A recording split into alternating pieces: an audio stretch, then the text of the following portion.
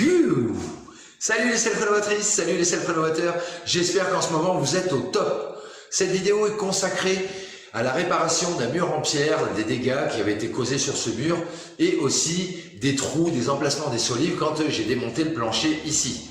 Je vais vous montrer ça dans les règles de l'art et comme ça tu auras un résultat optimum. N'hésite pas à t'abonner si ce n'est pas déjà fait, laisse des petits pouces vers le haut, n'hésite pas à me mettre des petits commentaires si tu as des choses intéressantes à dire sur cette vidéo.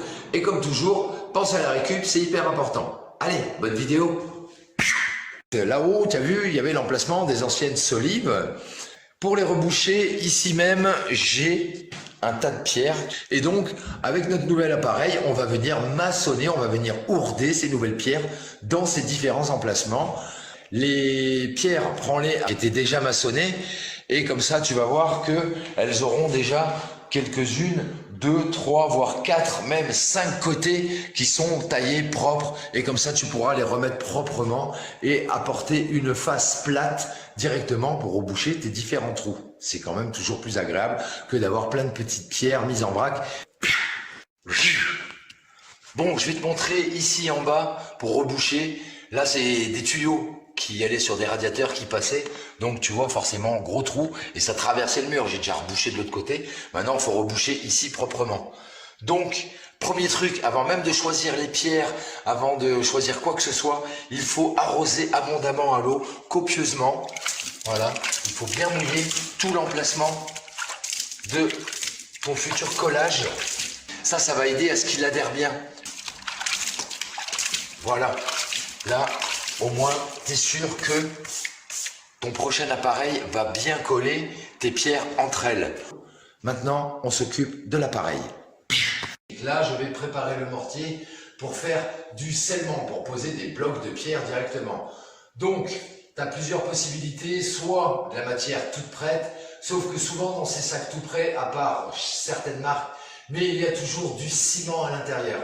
Et le ciment, c'est pas bon parce que s'il y en a trop, parce que ton appareil va moins bien respirer, c'est-à-dire que l'air ne va pas circuler correctement, l'humidité non plus.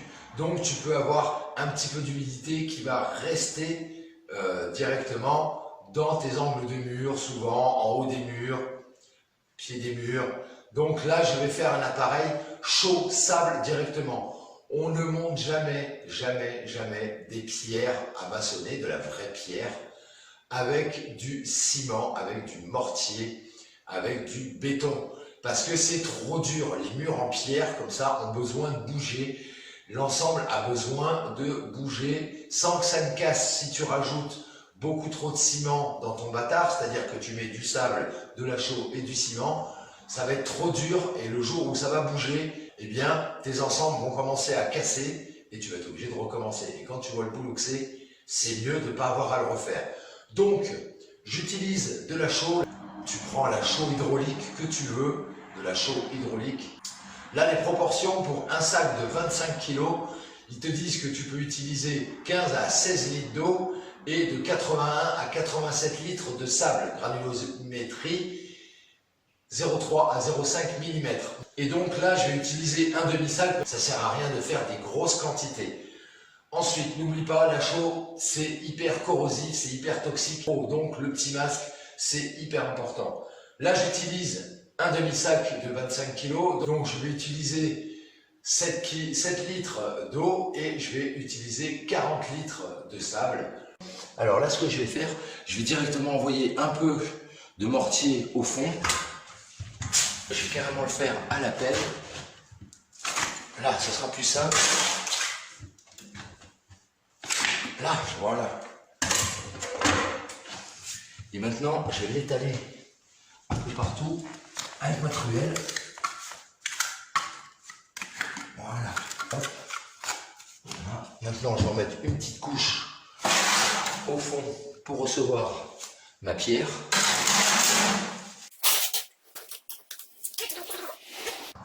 Allez, on envoie le gros pavé. Alors, tu as l'impression que j'en ai mis beaucoup, mais j'en ai pas mis tant que ça. C'est que le trou est profond quand même. Donc, il faut quand même qu'il y ait de l'adhérence jusqu'au bout de la pierre. Là, voilà. Alors après, on essaye de suivre l'alignement du mur. forcément. Voilà. Là, elle est pas mal là. Ok.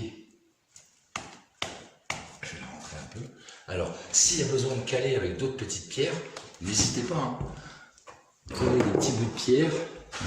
S'il y a besoin de caler pour donner quelque chose, voilà, là, hop. Du coup, elle s'est posée. Impeccable. Alors là, je vois que j'ai quand même pas mal de marge à l'intérieur de mon trou. Il va falloir que je comble. Et comme je t'ai dit, ça sert à rien de combler qu'avec du mortier. Le but du jeu, c'est un mur en pierre, il faut que ça tienne. Donc c'est les pierres imbriquées les unes entre les autres, plus l'aide du mortier qui va faire que ton mur va être solide. Il ne faut pas qu'il n'y ait que du mortier. Parce que ça va te coûter super cher. Et deux, la solidité, le mortier ne remplace pas la pierre. Hein. Ça l'aide à consolider et à ce que les pierres, les blocs ne bougent plus après quand il y a des mouvements de terrain, etc. Donc c'est pour ça que j'ai mis un peu plus de pâte au fond, parce que comme je savais que ma pierre, elle n'irait pas complètement au fond et qu'il va falloir que je comble, ben là tu vois, avec des petites pierres que je viens de tremper, eh bien je viens les coller dans mon agrégat, dans la pâte, dans mon mortier.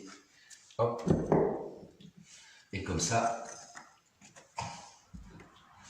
permet de faire qu'un seul bloc, et quand ça va sécher, ça va être bien dur, ça va être top.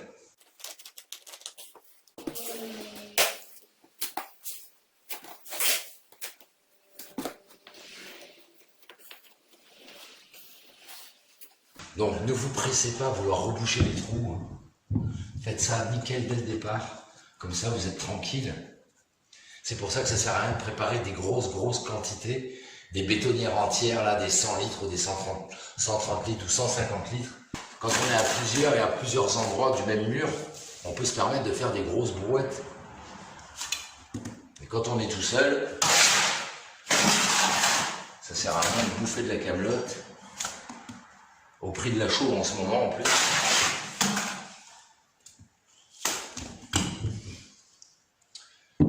Là, je vais mettre une plus grosse.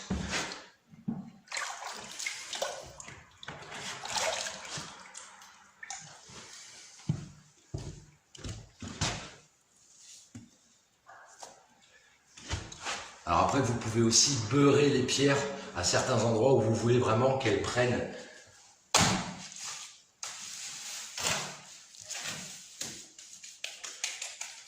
Voilà.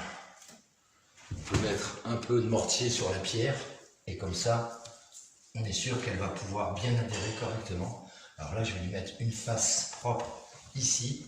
Hop. Alors là, je suis content parce que vous avez l'exemple devant vous. Ici, là, elle force un peu. Donc le but du jeu, c'est que ça force justement. Voilà. Hop. Là. Tac.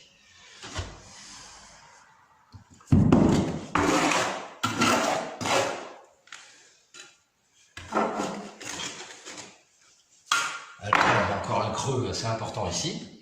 Je vais venir y coller cette pierre là, si elle veut rentrer. Alors, peut-être que je la rentre en force. Ou alors, je vais en prendre une un tout petit peu plus petite.